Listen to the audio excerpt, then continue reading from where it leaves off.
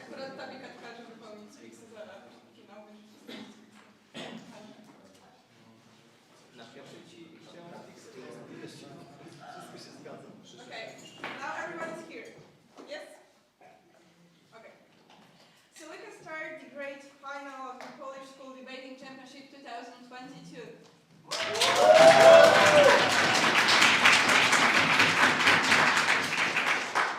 My name is Anna and I'm going to be your chair for this round and this last final round.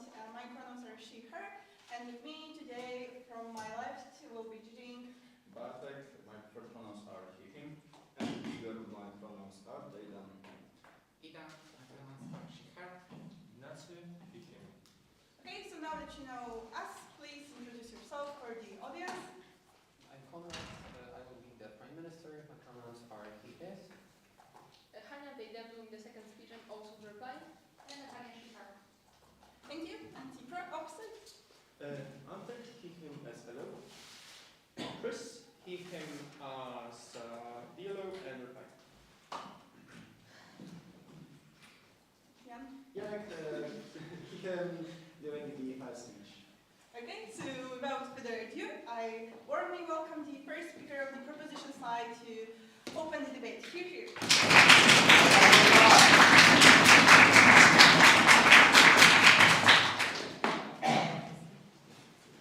Just let me know, can you hear the vote? Yes. Please.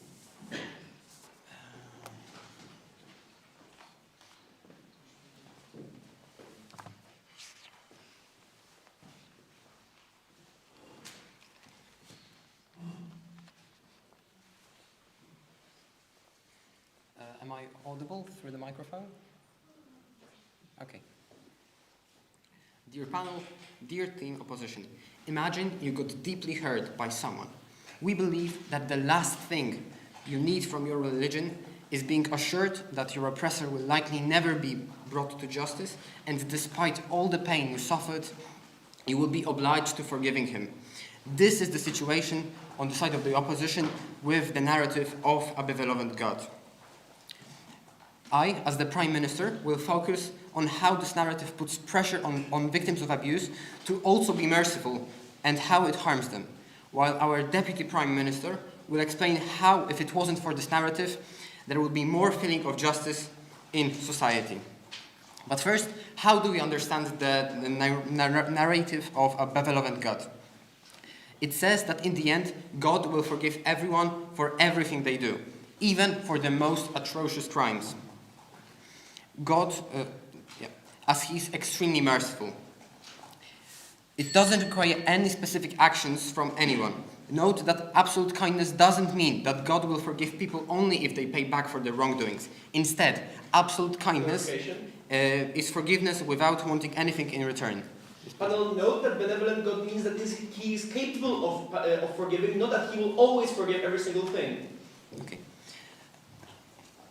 So, what is the counterfactual on the side of the opposition? There is a narrative of a fair, just God that punishes for wrongdoings and rewards for good deeds. This is the second most popular depiction of gods in major religions, used mainly in Judaism, Hinduism, and ancient polytheistic religions. So we believe it is a reasonable comparative.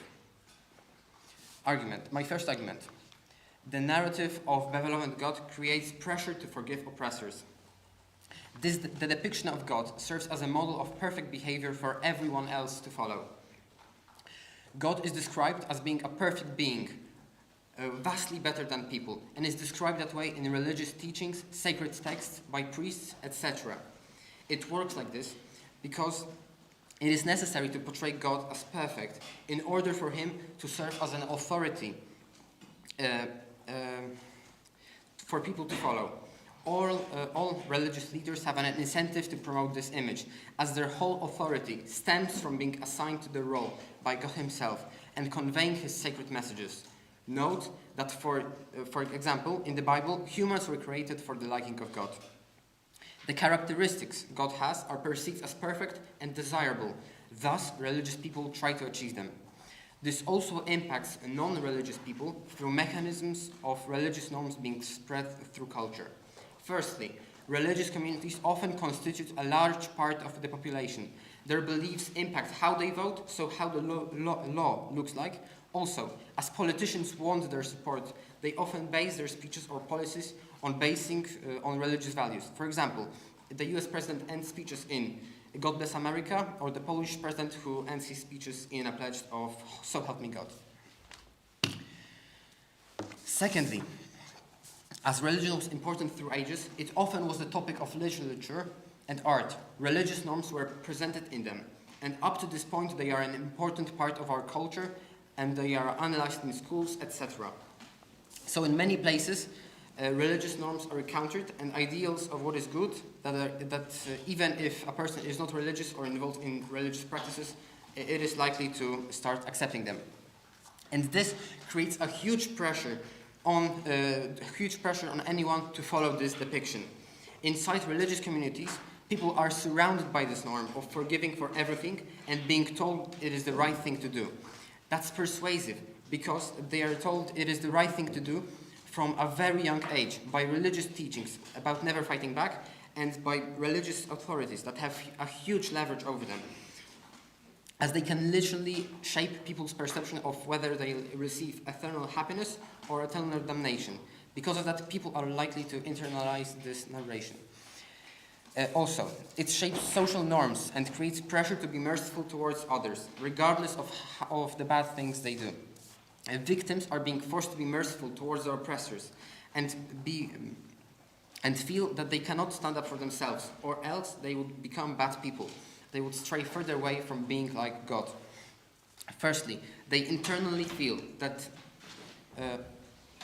this is the right thing to do, that without forgiving, they will be too self-centered and egoistic, and that they should be a good individual and forgive their oppressors. Secondly, your surroundings and the people you trust, like priests, also agree with this, and they are likely to spread messages that will encourage you to forgive without retribution. What is the comparative to this? Without this image, this pressure doesn't exist because people are likely to be more compassionate towards the victim than the oppressor. If they don't have these norms imposed on them about how victims should act, they are way more likely to fight for their well-being or not forgive oppressors. Victims themselves do not have this image about having to forgive ingrained. They are less likely to not unquestionably forgive others, as they desire to be paid back for harms done on them. So if there isn't any ultimate deity telling them to forgive, they are more likely to not do this. What are the impacts from this? On side opposition, victims of wrongdoings are likely to force themselves to forgive their oppressors even if they are not ready to do so. Because of that, it is harmful to their everyday well-being as they feel constant injustice. Second, they are less likely to receive something for their harm if they don't fight for it because they force themselves to forgive. 3. They need to interact more often with their oppressors. They cannot cancel them from their surroundings as they need to forgive them. 4th, they cannot work on their feelings, and all therapy for them is less efficient because they are forced to forgive before they work out their feelings and emotions. What means that those emotions are with them much longer than they otherwise would be. Please tell me, why should a finite crime committed against a human in the living world be punished with an infinite crime, with an infinite punishment after they die? We do not claim that it should be infinite punishment, but that his wrongdoing should be weighed. Okay. And it is likely that the victims will start undermining the harms caused to them, saying to themselves that they weren't that important, not worth making a drama of. People would start to think that they overreacted and that their feelings were not important. And even if they will not act according to this narrative, they are likely to feel bad with this. Internally, that they are acting in a wrong way. Externally, that their community sees this and thus treats them as worse or ostracizes them from acting against these sacred norms. Even if their community doesn't express their opinion, victims feel that it's less probable that their surroundings will support them rather than their oppressor. They feel that they are being suppressed and forced to suffer silently without the slightest possibility of receiving some satisfaction, and at the same time that they receive no support from community. Lastly, panel, Please note that the narrative from the motion takes the feeling of justice from the victims. Legal systems are not perfect. Many wrongdoings are not caught or even sanctioned, like bullying in schools or being mean. They are not regulated by human punishments. Higher sorts of punishments in the afterlife is the only thing that they may have. That their oppressors will be punished by God. Note that on their side of the house, with the Babylon God narrative, victims feel that their oppressors will be forgiven, just because they are religious and God is absolutely merciful. They lose a feeling that justice will be served. This is important, as it strips the feeling. Thank you. Thank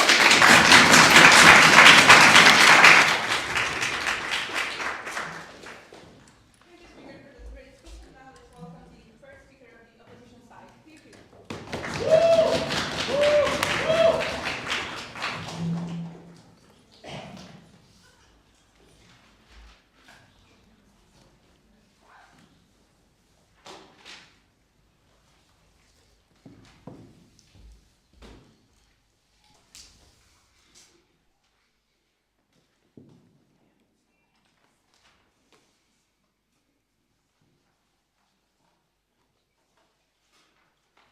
The Bible tells us in Deuteronomy 6:5, "And thou shalt love thy Lord with all thine heart, and with all thy soul, and with all thy might."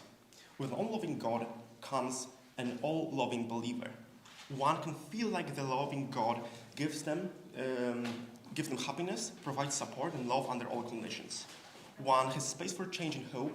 Even when all disappoints us, we feel like there is no hope, there is always someone above us who can provide us with this hope. We love him so much, we never want to disappoint him for his love, because it is so overpowering. Dear panel, I will begin by characterizing God and disagreeing some of the unfair definitions that the PM has proposed. I will move on to characterizing religion and introducing 3 basic areas of argumentation that we would like to start as side position. Then, if I have the time, I will introduce the case of minorities within this debate. So, to begin with, we define God as the supreme being that possesses superhuman features and is basically above all humans. Most religions consider God the sole creator of the world, and as this is a retrospective debate, we should thus consider God as described by the most popular religions in the world. So, why do people even believe in God? This belief began as an urge to explain things that were unexplainable by other ways. People use narrative of God to explain things they do not understand, thus they feel less troubled and easier with their lives. So what does the belief in God give us right now? We identify 3 things. 1, a sense of morality, because the belief in God can be a source of truths and facts to follow in our lives. 2, it can be an element of our support system, because we can invoke God when we are in troubling situations. And 3, God explains our existence and gives us a purpose in life. So, what is a benevolent God? We believe that the idea of a benevolent God means that God loves every person infinitely, and thus he is able to forgive them for their deeds as long as they feel bad and fix their wrongdoings. Note that this is fundamentally different from the definition of the PM, who said that a benevolent God forgives everyone unconditionally. We believe that that is a contradictory and unfair definition. Note that when the PM was describing most popular religions without a benevolent God, he did not mention Christianity. And note that Christianity has a hell, where people that were not forgiven go to. So clearly, not everyone is forgiven in this religion, which has a benevolent God. Thus, we believe that our definition is much more clear and better within this debate. Moving on. How is a non-benevolent God different from a benevolent God? Basically, we believe that in both worlds, the status quo of how people perceive God is basically the same.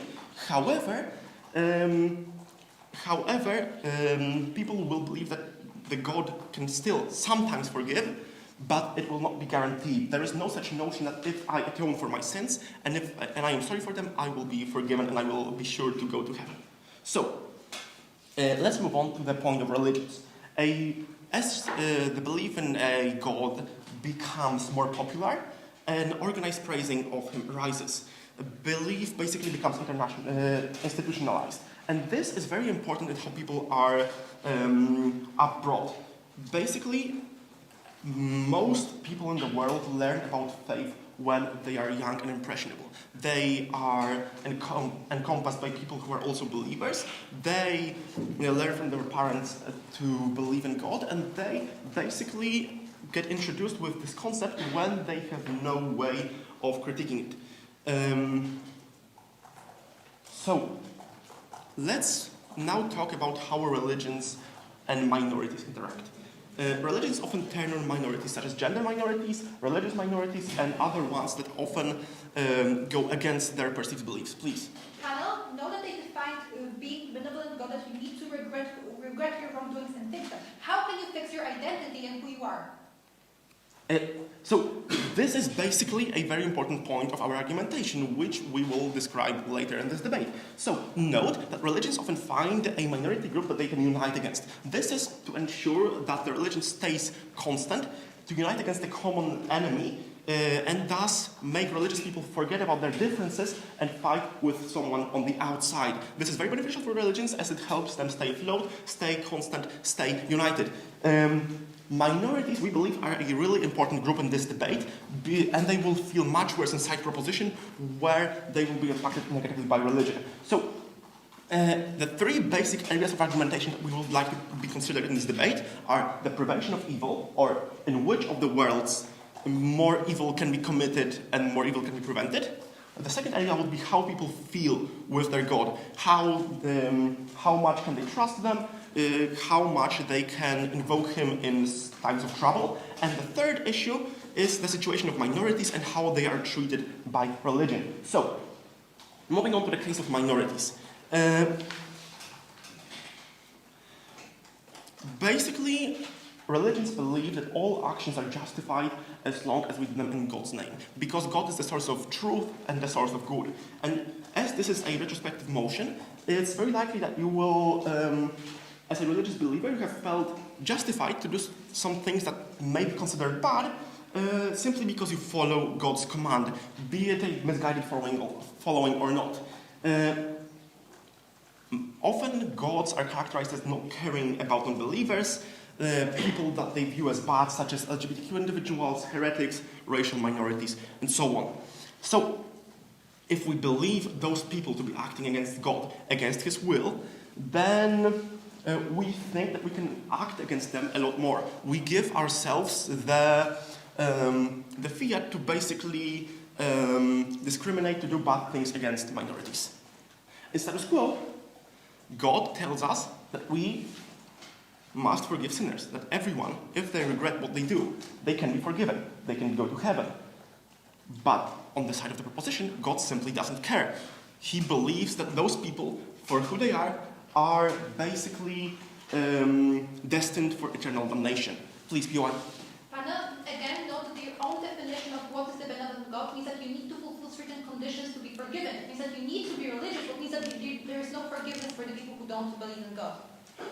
Nobody says that you must be religious. There simply has to be regret about who you are or what you do. So, basically, this means that people who believe in God are actually much more likely to pursue active punishment of those groups on side proposition. To reiterate, because I do not think that I was understood by side proposition at first, religious people may believe that people who were born in the wrong place, that have their own characteristics, they may believe that they still have a chance to turn towards God. So maybe if I'm gay, I can still in 5 years regret what I do, and thus I will not be punished, I will not be burned on the stake, and so on. So, to sum up, the DLO will introduce two more areas of argumentation, and that is how people feel within religion and with a benevolent God, and how evil is prevented. Thank you. Thank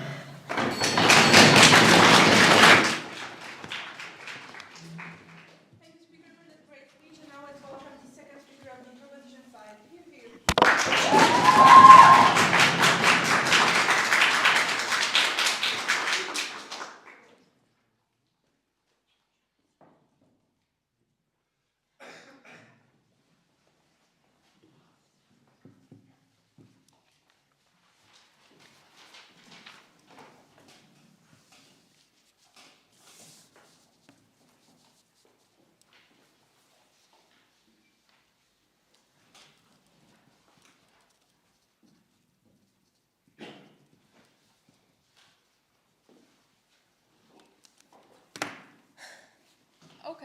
So firstly, I just want to make sure whether I am audible.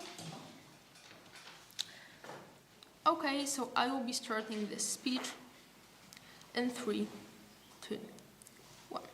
Panel, at the very beginning of the speech, I would like you to make one major clarification about the motion itself, about what is the narrative of benevolent God. Because panel, we believe that on side opposition, when we say people that God is the highest mercy and kindness, that He's capable of forgiving even the most atrocious wrongdoings, we believe that the punishment on their side is inherently unproportional, thus simply flipping the thing they said in their POI. Because panel, note how the God has to forgive for some of the wrongdoings simply or proportionally. He has to forgive for them on their side of the house, even if somebody has never fully repaid for them, simply as there are crimes for which no one can realistically repay during their lifetime. And all of this means that on their side of the house, not only is punishment inherently unproportional, but also it seems easily attainable for people, as God simply loves people endlessly, so He is so likely to forgive. And all of this means that on their side, people are incredibly likely to interpret such punishment as incredibly easy to avoid. This means all of the possible conditions people might have to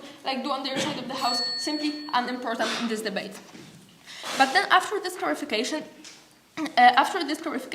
let's get into one point of rebuttal to their major case about those religious minorities. Panel, note how on our side of the house exclusively, the member of those religious groups, the ones that feel that those people are committing sins in their daily lives, the ones that actually do not hate those minorities simply because they think simply because God still says them that all those things they're committing are still sins, are still bad things, even if they will be forgiven. We believe that on our side exclusively, members of those religious communities actually think that justice will be served towards those bad people who are doing things considered real sins in their daily lives. And this means that on our side exclusively, those people from the religious groups don't even feel the need to punish those people in an extra way for doing all those sins, because they simply believe that the God is just, that the God will simply punish them all they need to be punished. There is no need to actually punish them in their real life. On the comparative, on side opposition, we believe that the fact that the punishment will be inherently unproportional to the wrongdoings done, we believe that this only creates a bigger feeling of injustice. We believe this only makes members of those religious groups they themselves are talking about even more likely to actually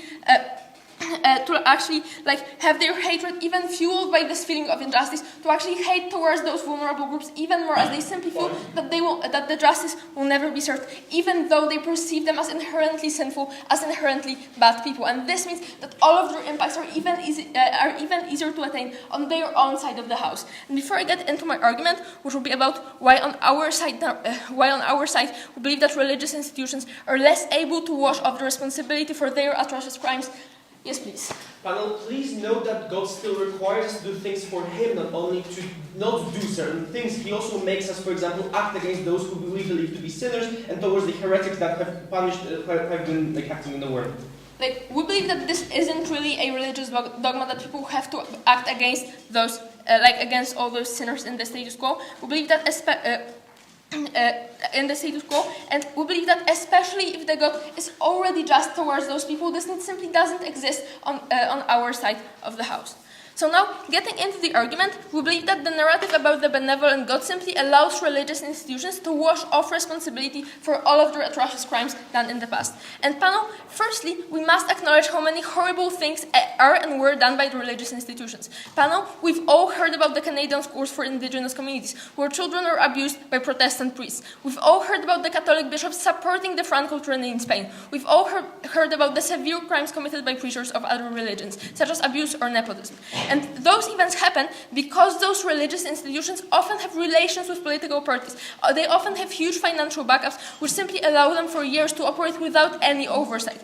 Panel, similarly, inside those churches, there is lack of objective mechanisms of control that would simply stop priests from doing bad things to people around them. And panel, we believe that it is exactly the narrative about benevolent God that allows those leaders and preachers to actually wash off the responsibility for all of these wrongdoings, as this narrative provides a really, really easy answer for all these accusations, even the ones that have undisputed proofs. Panel, the Kairos can simply say that they acknowledge all those sins of their religions, that they are really, really sorry for all the terrible things that happened, that they already asked God for forgiveness. They refer to this narrative of mercy, which simply establishes that everybody can make mistakes, but in the and God simply loves us all. And panel, all because the God is the highest judge above human jurisdiction. If the God excuses the sins, then the priests are magically redeemed. What's more, they're also perfect preachers who understand the deep love of God and so deserve respect. And panel, importantly, we understand that this type of answer is accepted by the religious community only, but we believe that that's the only judge that churches actually care about. Note how their power comes from the public support of regular people. It isn't threatened by official institutions. And so, as long as religious institutions can actually convince their believers about God's mercy, then there is simply no punishment for them. And when the majority of believers actually internalize the absolutely merciful God's image, it makes sense that offenses don't really need a payback on earth. Panel, look, the Pope Francis is still the favorite priest of all the progressive Christians, even though he only apologized and asked God for forgiveness for all the crimes committed in Canadian schools. He never actually offered any retribution. In the majority of developing countries of South America and Africa, the number of believers is rising despite the awareness of all the evil done by the church. And dear panel, note how deeply harmful this is. We believe that firstly, the victims don't really receive the desperately needed reparations. Years of tortures inside Christian schools or bishops' engagement in the genocide in Rwanda impacts whole generations, taking away life possibilities and leaving people in poverty. All the resources that could actually help them are needed, and the religious institutions with their enormous wealth actually have the money to provide, have the capability to actually repay all those victims in the future.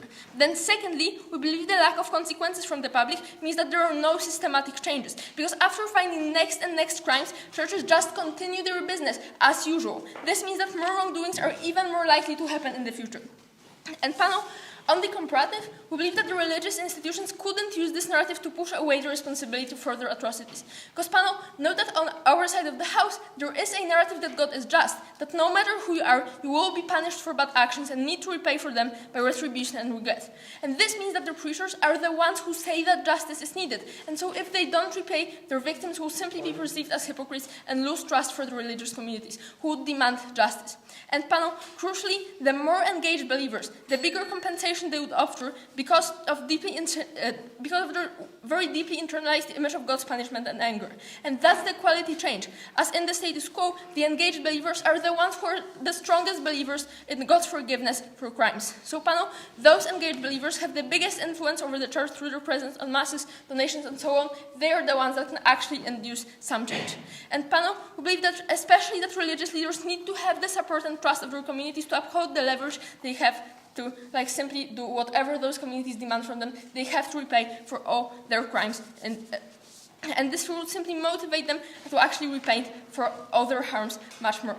Two major impacts of this. We believe that on our side of the house, there is simply way bigger chance that victims will be repaid and less crimes will be committed. And firstly, this leads to stronger reactions against all those priests, because in order to fulfill the public demand and act accordingly to the self-preached just punishment approach, the church would have to fire the priests, to report them to the police, to make them pay the victims. Secondly, we believe that there will be more financial reparations to come that are simply able to help all those victims actually finally achieve closure. So panel, in order to bring a tangible change to victims' lives, please vote proposition.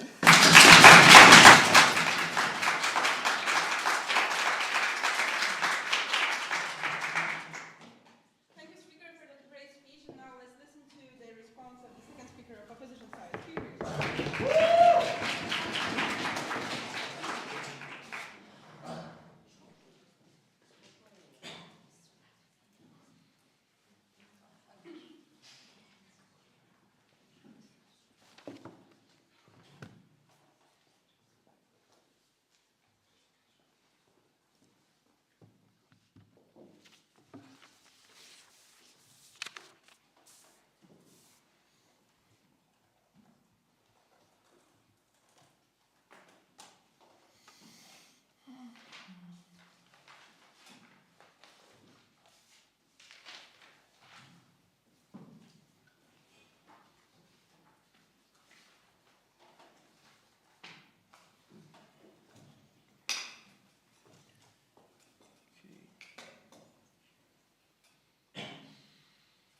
Okay.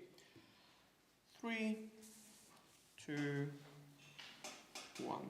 Panel, the the propositions that grossly mischaracterizes the way that people actually act within the world. All of the actions that Hanya has just described, committed by those nuns and priests and other people who commit awful atrocities towards God, towards other people, have been based on the assumption that God wants those things to happen. They have been based on the assumption that God hates, for example, gay people or Indian people or other groups of people, and He wants them to act a certain way. Note, our case says that exactly will happen a lot more on their side of the debate, because if God views people as not inherently good, and that people in the world believe that some people are simply inherently bad and are not predestined to be good, it is much more likely that people will simply attack them a lot more.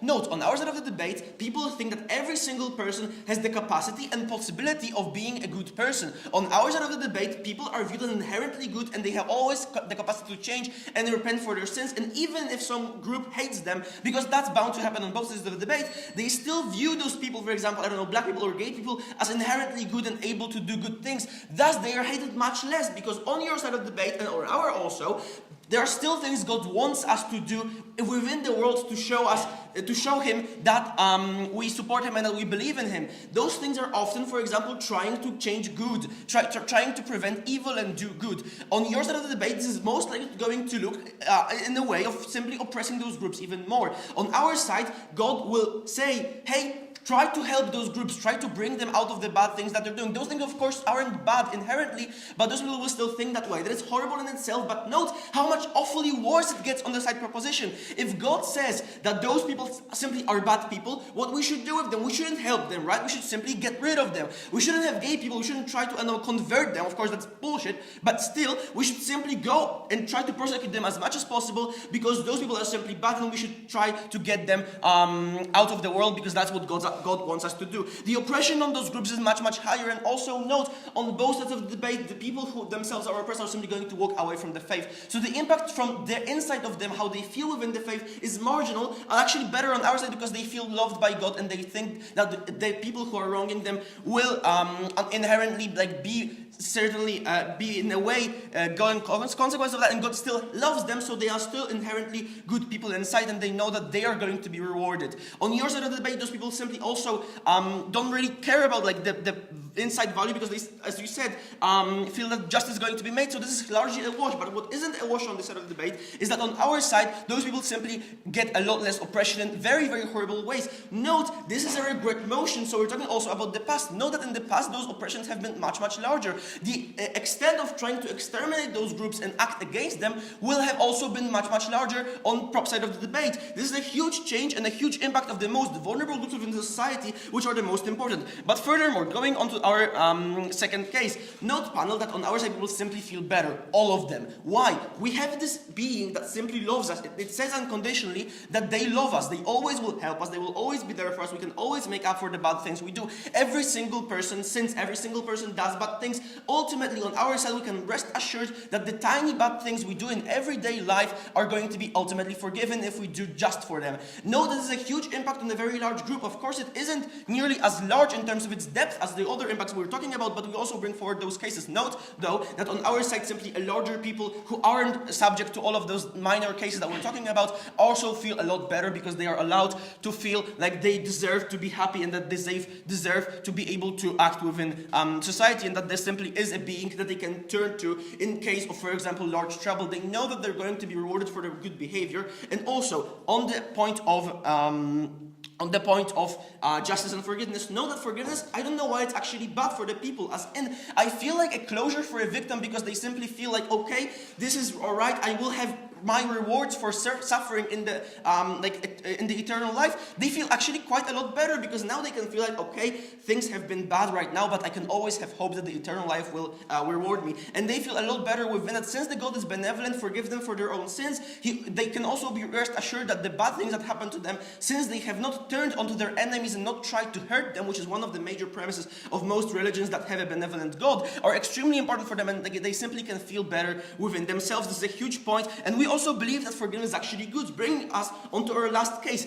The point of rehabilitation and generally prevention of evil. Note that one of the points of religion is trying to prevent the bad things happening in the world. Know that those things are often very, very hard to change, as in it's very hard to deter someone who, for example, wants to commit a crime. This is one of the principles of the justice system, to think about it that way. Look, if, for example, someone steals something, they probably had many, many reasons, and they are unlikely to be deterred by the crime, whether it be in the eternal or the earth life. They are still very likely to, for example, commit a crime if they were forced to it by circumstances, say, for example, poverty or certain other preconditions. Note, one of the very few ways we can actually change those people is trying to rehabilitate them. This is a very, very important point in terms of how we try to deal with society and its major problems. On our side of the debate, we are much more likely to be able to rehabilitate those people. A few points on that. Firstly, those people themselves feel like there's hope for rehabilitating them. They feel like they are inherently good people, they just done bad things, and they feel like they're actually able to repent for their sins, and they can actually improve their own selves, which is one of the most important conditions for rehabilitation, since those people can feel that they can actually change, thus they are more likely to want to change.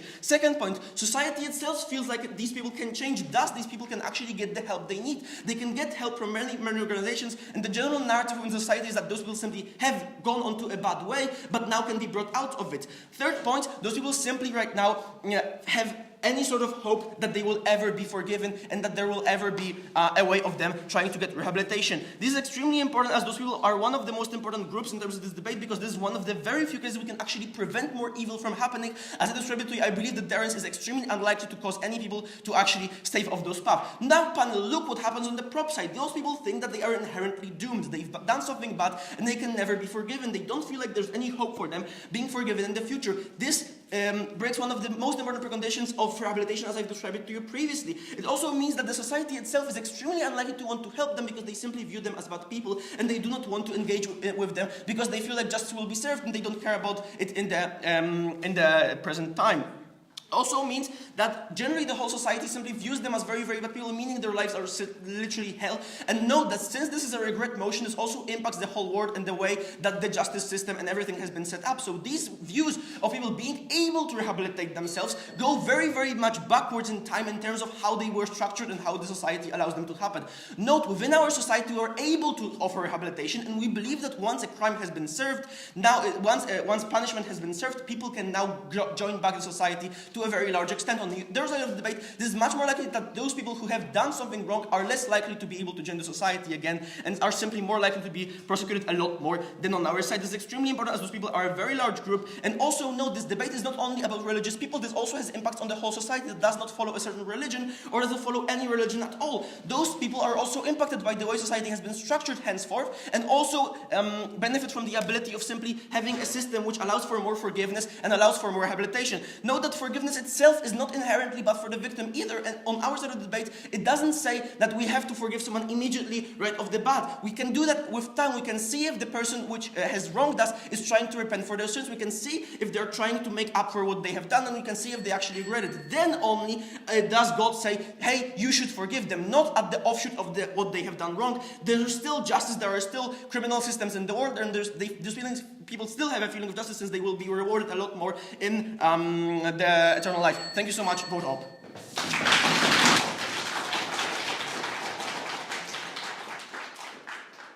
you so much, speaker, for that great speech. And now let's welcome the first speaker of the prop side. Here, here.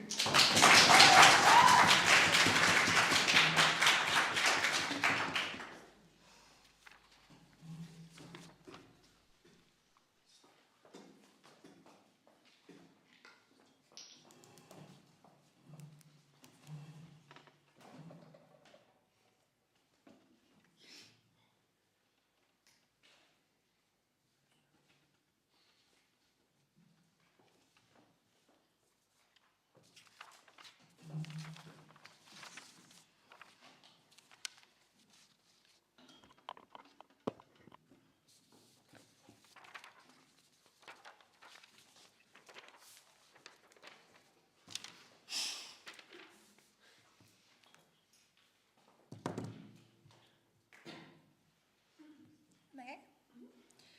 So if everyone is ready, I'm going to start in 3, 2, 1. Panel, you know how repaying what you did wrong to Christianity, you go to the church and you say what bad things you did. Then you say, oh, I'm sorry, and then you say a few prayers and it is considered forgiven. That is the amount of repayment that state opposition offers to the ones that are the most disprivileged, to the ones that were victims of the crimes, to the ones that get no other feeling of justice. Panel, their side concentrates on fulfilling what the gods demands from you. Our side concentrates on giving back the thing that the people that were harmed deserved. So, firstly, let me clear up a few things. Firstly, note that the content of the holy books doesn't change on either side of the house. On their side of the house, you also have Sodom and Gomorrah, that is proving to you that people who are gay are bad from the very definition. It is not changing in any way on their side of the house, what means that there is still justification that can be found on their side of the house to harm those people.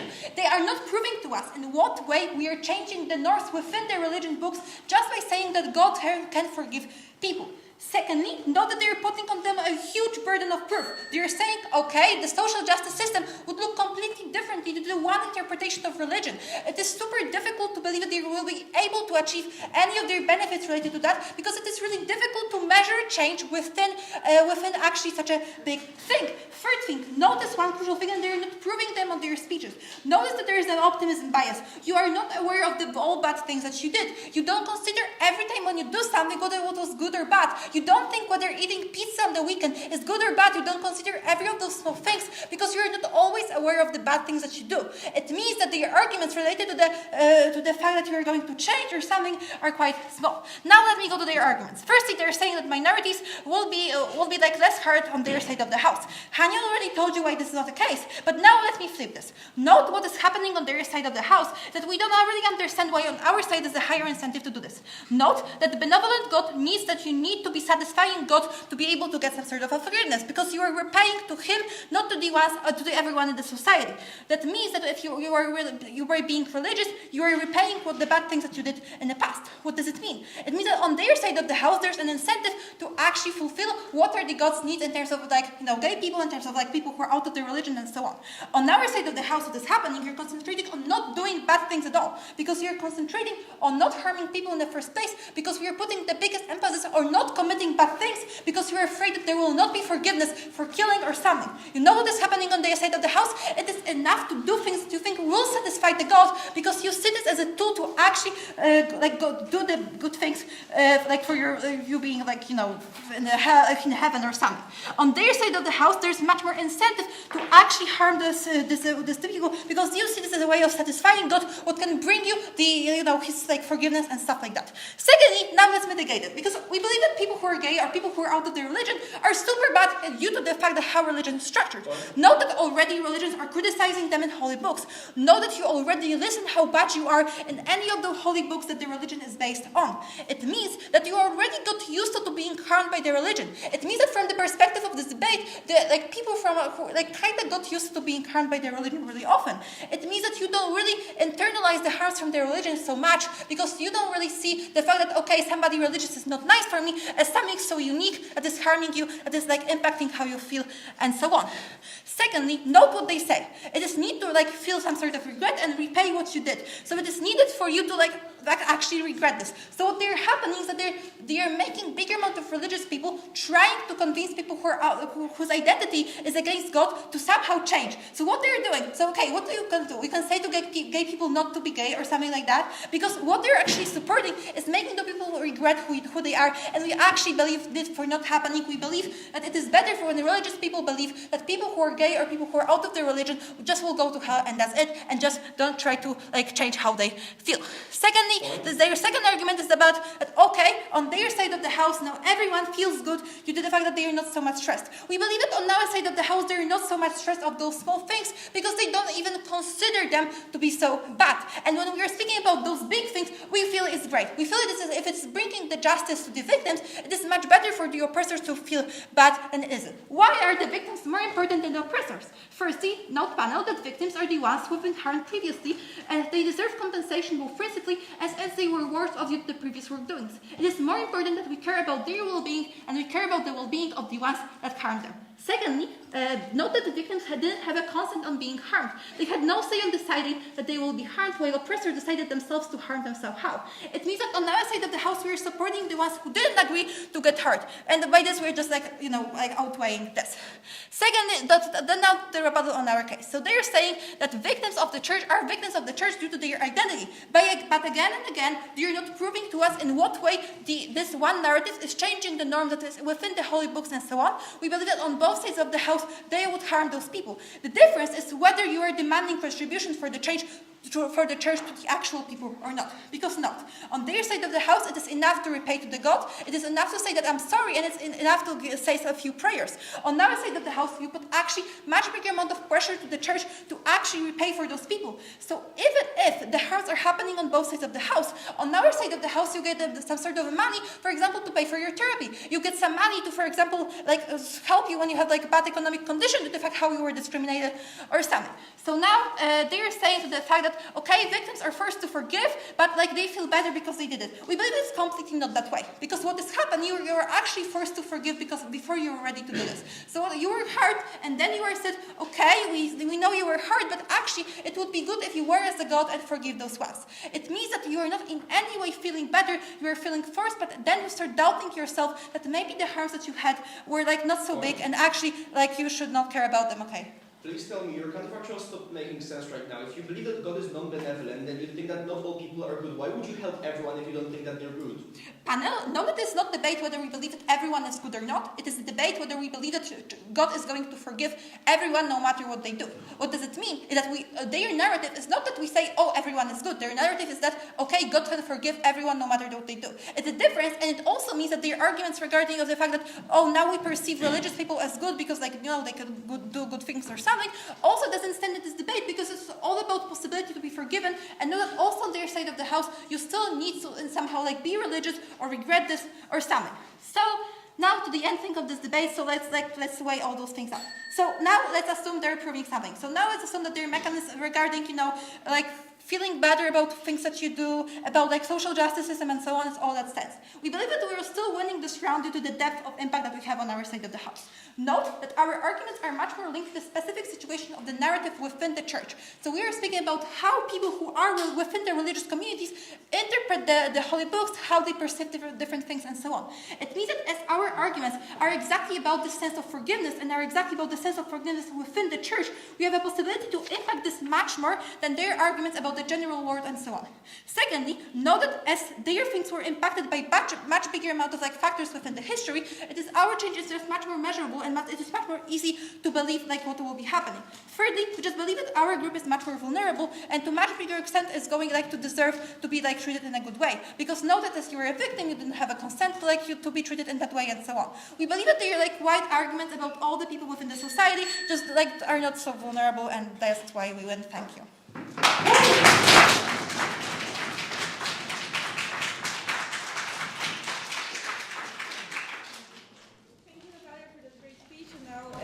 Let's welcome the first speaker of the opposition side. Here.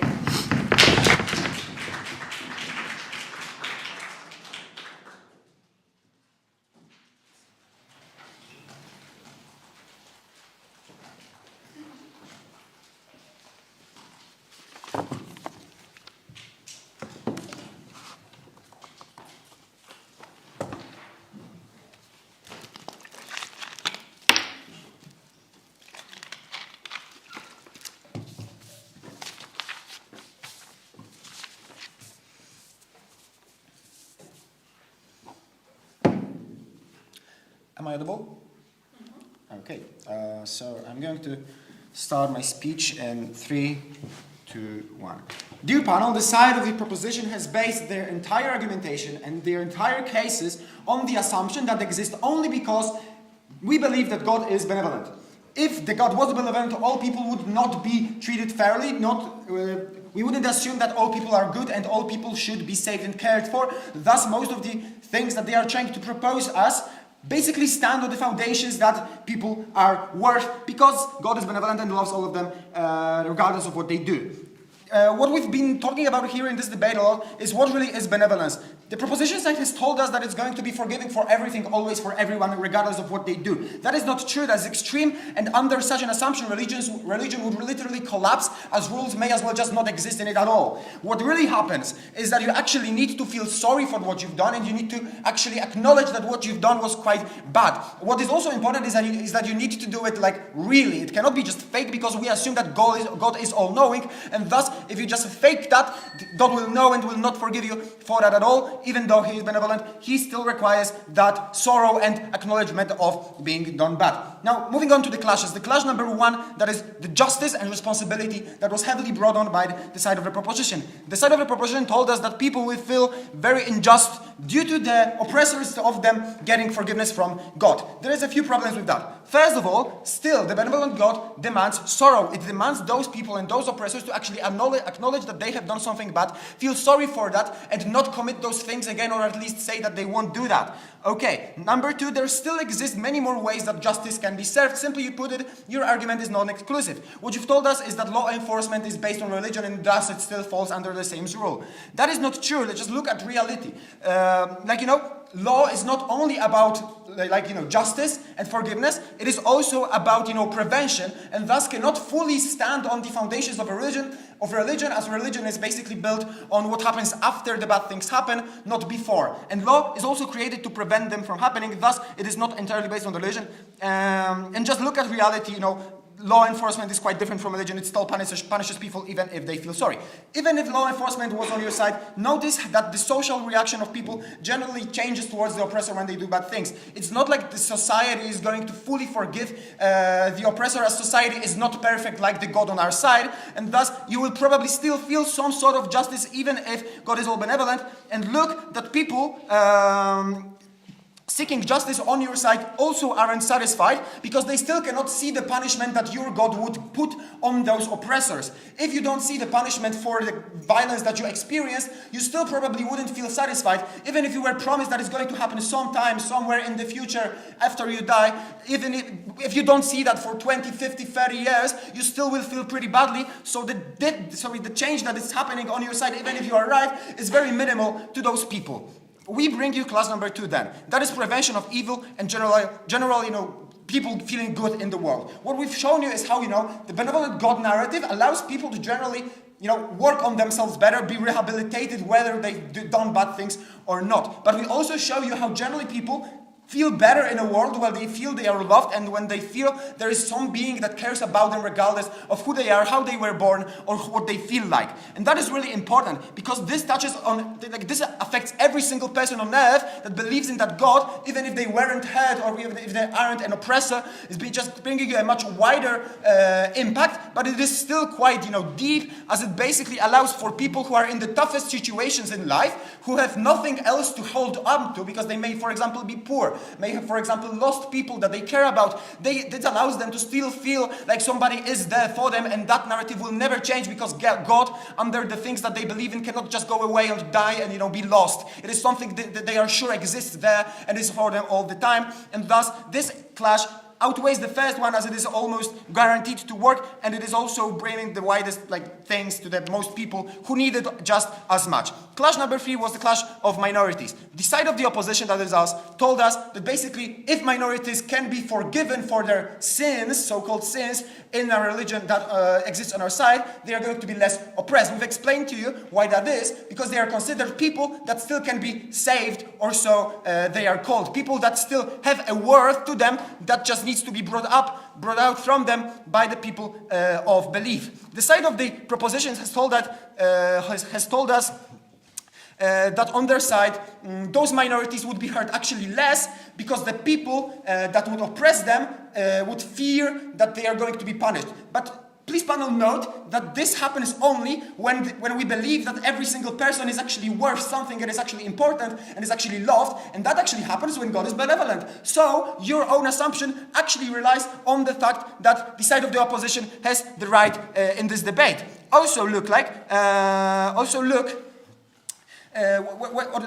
Also, would you like look? Would a non-benevolent God say to not persecute minorities when they go against His will? You know, the God on your side is probably not going to be so benevolent because it literally isn't. Thus, He will not feel like punishing people who actually work towards His will by oppressing those minorities. So your rebuttal basically has no impact, and the impact that you propose is reliant entirely on our framing and on our side. What you've actually also brought us up is how past crimes and past, atrocities of religions could be explained on our side easier. Now, notice that the atrocities in question were actually based on the perceived God's will and God's negative attitude towards some groups of people, like religious minorities, national minorities, or gender minorities. So basically, those atrocities that you're talking about were actually based on the perception that God is non-benevolent or not benevolent to the extent that it is now in our narration, because those people were not actually be able to be forgiven by Him. Thus, the believers of the God had to, oppress them or, make God's will happen. Yeah. On our side of the house, you believe that God is going to punish those people. On your side of the house, you believe that you need to hurt them because they are opposing God you care about. It is even greater on your side of the house in terms of what is happening. Now, actually, on our side, what you are forced to do by the God is actually go and help those people because they still have some worth. They still can do something in their lives to go back to religion, to go back to what is right under that narrative. But coming back to the acknowledgement of those atrocities, look at how acknowledgement is probably still the largest thing that you can actually get out of those institutions, of those religions. Will those religions do anything else to actually help to pay back for those crimes? Absolutely not. Note that acknowledgement is actually being sorry, and it is thus guaranteeing that such things will not happen again. It is saying that what was done was actually wrong, and that you shouldn't, commit those things again. What happens on your side, however, is that those atrocities have to go silent because they cannot simply be repaid by, being sorry for them. If they cannot be repaid at all on your side, then they have to be kept silent because otherwise such a religion, such an institution, or such a person that committed them, would basically show themselves as a very bad person that, is doomed to fail. And religion can't really show that they are doomed to fail, especially if they are, wanting to survive. And that is their incentive on our side. So on every side. So to sum up, what we've shown you is that our impacts actually affect a wider group of people, that their impacts that are quite narrow and probably not exclusive still rely on the assumption that God is benevolent, and we've shown you a lot of cool things as well. Thank you. And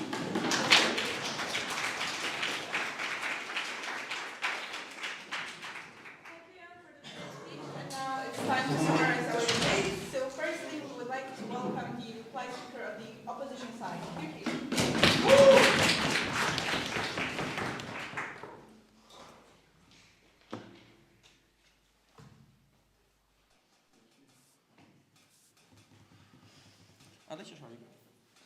That's the cool thing we're showing. Yeah. The nice merch that our school gives us. Actually, doesn't give us. I have to order it for them. I will open.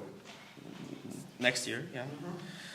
All right. Okay.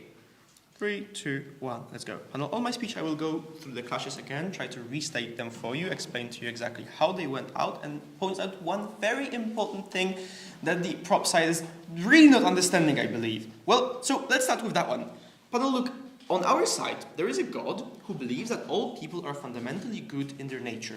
Thus, we as people get that narrative and understand that those people, even if they do bad things according to us, for example, as we described in the case of minorities, etc., are inherently good. So even if we believe that they are doing something wrong, we still do not feel like we need to pressure them, prosecute them, or anything else because they are inherently good people. What we want to do is help them and try to get them out of it. That, of course, can still mean a lot of bad things happening to those people, but note that what we're telling you is that those things would simply be much, much worse. On the side proposition, as a non-benevolent God tells you, I do not love all people. I only love certain people. I only love the people who, for example, do the things I want them to do. For example, prosecute those people who I don't love because they are of different religions, etc., etc. Those things are very important to note within this debate. Those people cannot now feel like they're actually loved which is one of the points within the clashes, but also those people simply get more oppression on the side of the people who are trying to prosecute them because God is not loving to all. Now, the clashes. Firstly, those minorities which I just described to you, one of the things being that violence is taken against them, but also note the importance of how they feel themselves. Of course, as I said, a lot of people will simply leave the church and not care about what it says to them, but still, those people who might stay in that, as we stated on our speeches, feel better, at least to the extent that they feel loved by the God, and they at least feel that the God cares about them at all. Then, the clash of justice. Note that we show you that within the majority of cases, justice is served within the world itself anyways, and justice should be proportional, as I stated on my POI. Also, note that justice will still be served under God. If someone doesn't meet the conditions that the God sets out for being forgiven, they simply will not be forgiven if they don't meet those conditions, but simply they always have the option to choose those conditions and to fulfill them. Also, note that on our side, the way that we think about justice changes quite a bit, because if we believe that people are inherently good, we still believe that they can change and they have the potential to do it. On the other side of the debate, we simply feel like some people are doomed, period. We don't care about them. We don't think that they might change. We don't think that they might do all of those things that we want them to do. Thus, bringing me to the point I was bringing up on my speech, rehabilitation, which is an extremely important case because a lot of crime simply cannot be stopped, but it can be prevented afterwards, because those people simply can be rehabilitated when they have committed something, because we can simply try to show them why it was bad, and we can do that much more effectively on our side of the debate, which I believe is actually something that is very, very important within the debate. And then, bring us to the last clash. Panel, note how we very precisely prove to you why people can feel a lot better on our side. Because, firstly, they feel like the God is supporting them no matter what. They feel like they are simply good people. They are trying to be good people, and they can always do it better. They can always improve. There's always room for being a nicer person. There's always room for help, and there's always room to do a lot of important things. There's always a way for them to escape their sins that they have done. There's always a way for them to simply make up for it, which requires them to take actual action within the world and try to help other people within the world to be able to to be able to feel like they have repented for their sins. But also note that simply the people who feel oppressed, as I mentioned previously, which is a very important group, they also feel like they are simply good people. And even if people try to tell them otherwise, they know deep down that the religion tells them, okay, you are a good person. Deep down, no matter what, you can still deserve an amazing life. And people simply feel better because on our side we prove to you that justice is also served, and it's served in a way that's not cruel, that doesn't impede on basic human dignity, and that simply allows people to get a better world and to simply feel like they deserve forgiveness and kindness. Thank you very much. Vote up.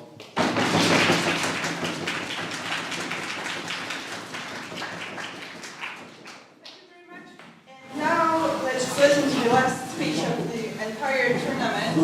And so let's welcome Hania.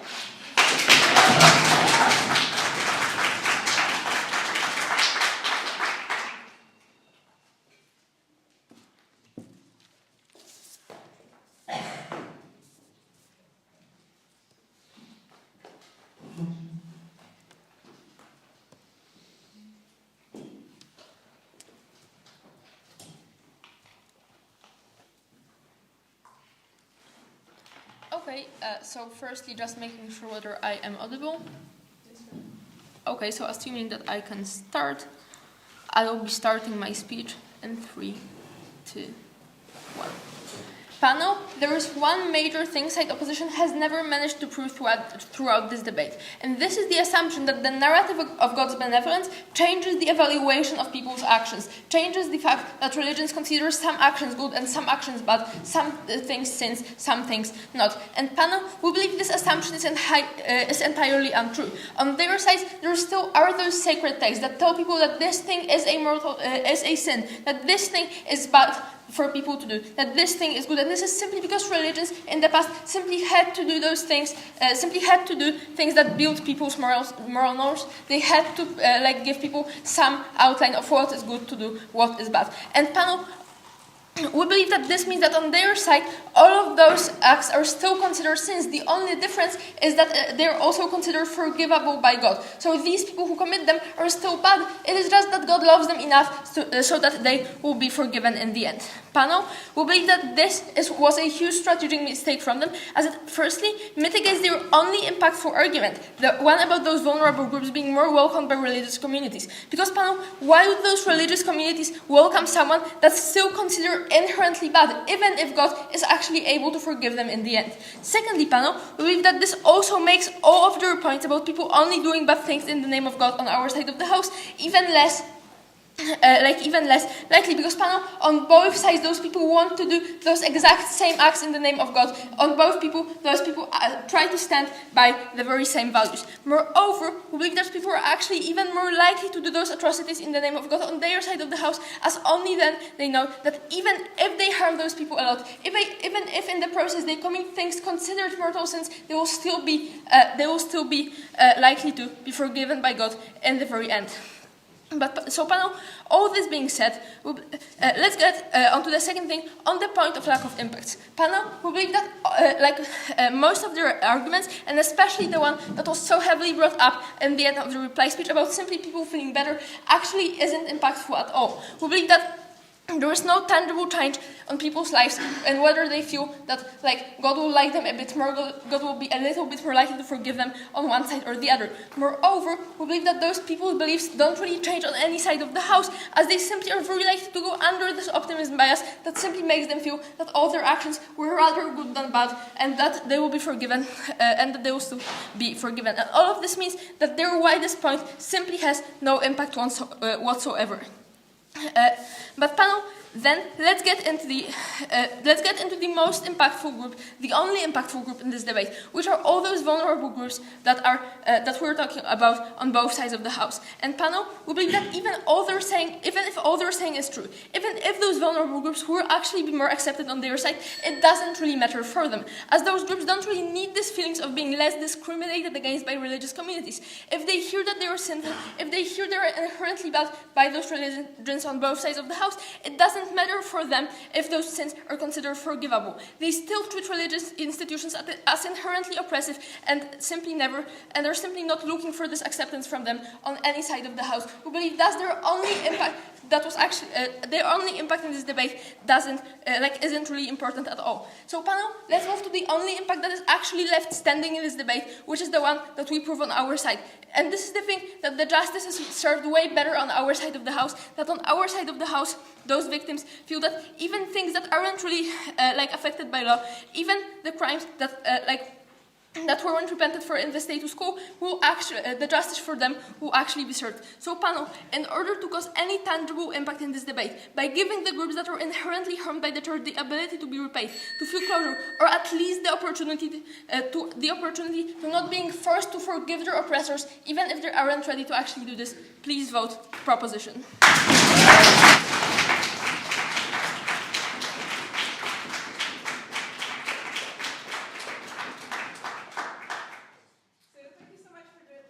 Debate, and now we need to discuss everything. So could you please everyone go to the room next door?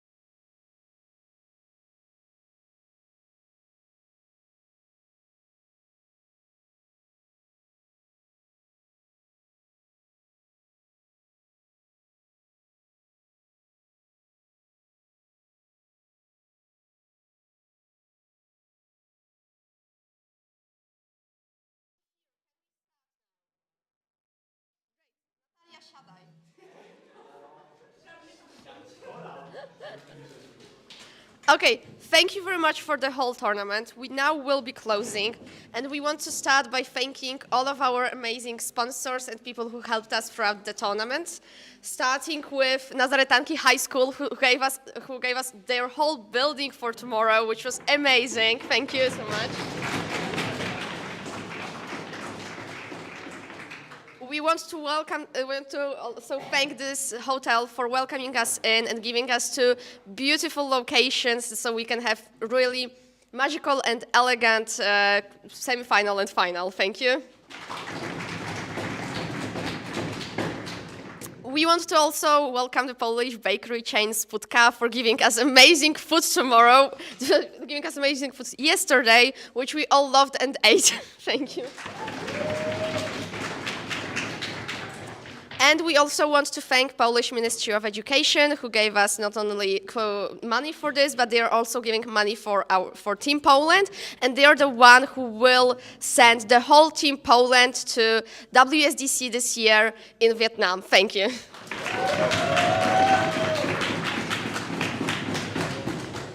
And now when it comes to people, we want to thank our amazing CA team, Ala and Ignacy, who gave us motions. We want to thank our equity team, Zosia and Marta, for keeping this tournament nice for everyone.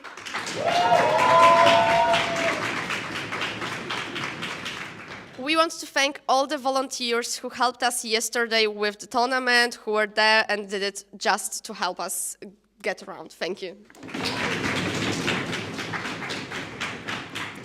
And we would also like to thank all the judges who judged this tournament, who kept it very, very high quality and gave you all amazing feedbacks. And lastly, we want to thank all of the participants, all of you, for coming here, for making all of those amazing speeches, and for trying your skills in debates. Thank you. And now we will hear the top 10 speakers, then we will hear who won the tournament, and then we will have the head coach of Team Poland, Marianna, tell you who is going to be in Team Poland this year.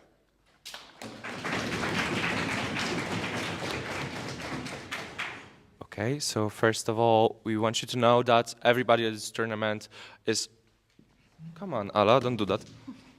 Okay, so now we'll read the best 10 speakers, but note if you are not on this list, it is still valuable that you came to this tournament, and we are very, very glad that we heard your speeches.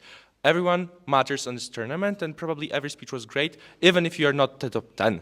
Please don't value yourself based on the top 10s, because speaker point does not exist. As once... Yeah.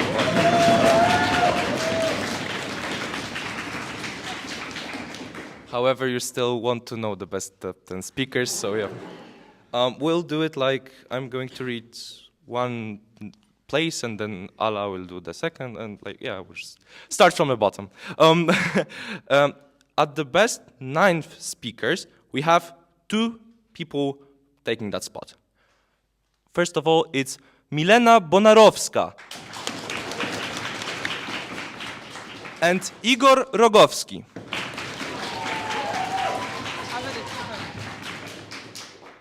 With the averages of 70 and 0.67, I think. Yeah. Yep.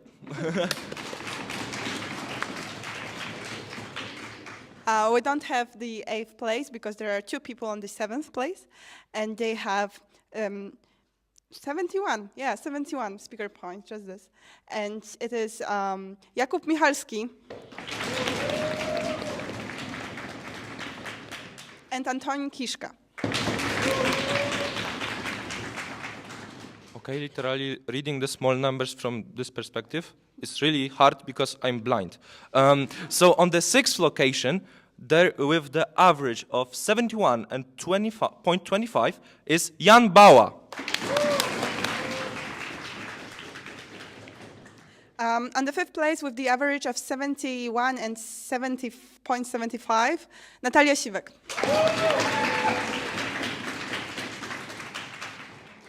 On 4th place, with 72 average speaker points is Jan Żuk.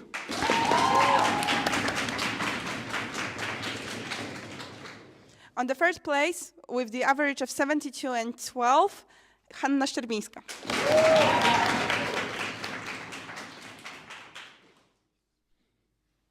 On a second place, with 72 and 0.17 average speaker points is Jagoda Pluskwa-Dąbrowska.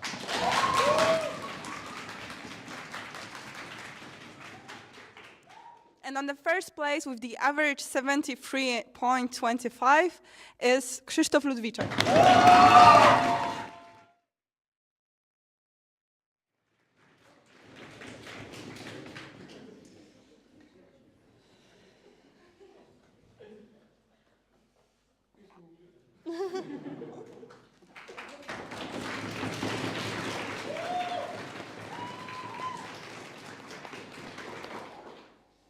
Okay, and now it's time to end this tournament by knowing the great winner of this this game, simply. Okay, so this was very hard, and our discussion were very fruitful, and we also had very different opinions about this debate, but ultimately, with split 4-1, we came to the conclusion that the winning team of this tournament is the team of the opposition.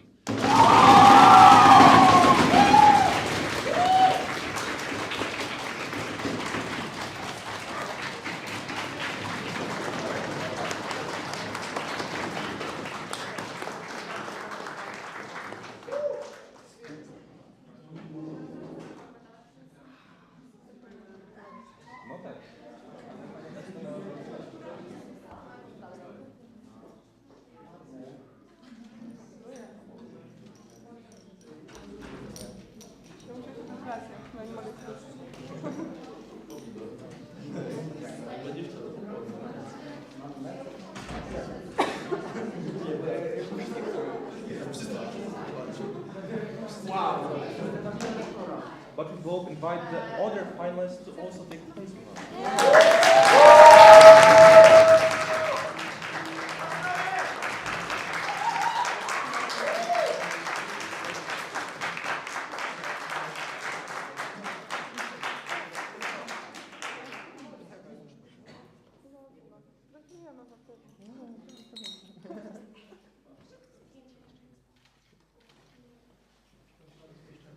Coming home. Again.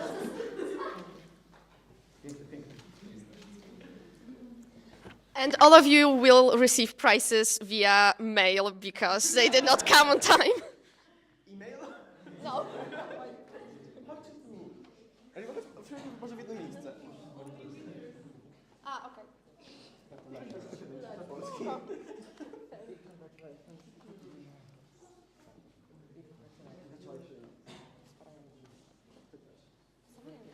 Weźmiecie taki razem.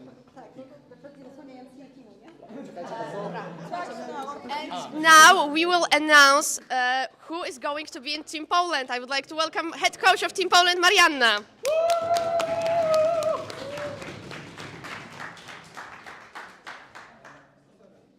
And all of the people announced, please stay after. We want to take amazing photos of you. Okay, so hi everyone. After the whole weekend of rounds, observations and feedback, I'm excited to announce the invitations to the selection for the national team. These candidates will participate in the trials and selection. Okay, so let's start. Firstly, there will be winners of the Polish Schools Debating Championships 2022 that wanted to participate in the selection. So Jan Bała and Krzysztof Ludwiczak. Secondly, the top 3 speakers of the Polish Schools Debating Championships 2023. So once again, Krzysztof Ludwiczak, Jagoda Pluskwa-Dąbrowska, and Hanna Szczerbińska. The third group of people who will also be participating in the next stages of selection are the past national team members, so the members of main team and development team, including Pola Jancewicz, Zofia Jastrun, and Piotr Małkowski. Okay. And now we have what you probably all waited for. So the participants of the Polish Schools Debating Championships with excellent and consistent reviews from the judges. And now maybe like one clap per person and we'll go through the list. Okay, so firstly, Jakub Michalski, Konrad Kędzierski, Adrianna Mazur, Dominik Tomasiuk, Nikolas Sęk, Emilia Jankowska, Nadia Majer, Leon Góralczyk, Martyna Głowacka, Klara Żołędziowska, Marcelina Maciąg, Zuzanna Babicz, Kornelia Woźniewicz, Marta Ryszko, Zofia Rupniewska, Maksymilian Konaszewski, Aleksandra Kuźmicz i Barbara Mielich-Marciniak. Congratulations to you all. In the upcoming days, you will receive the emails with all the info, with the official invitations, and so on and so on. But for now, like, big congratulations to all of you.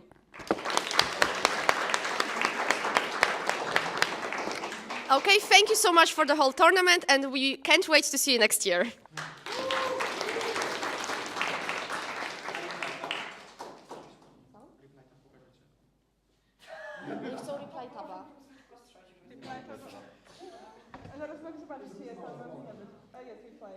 Yeah, we can show you the play tab. Just 5 speakers.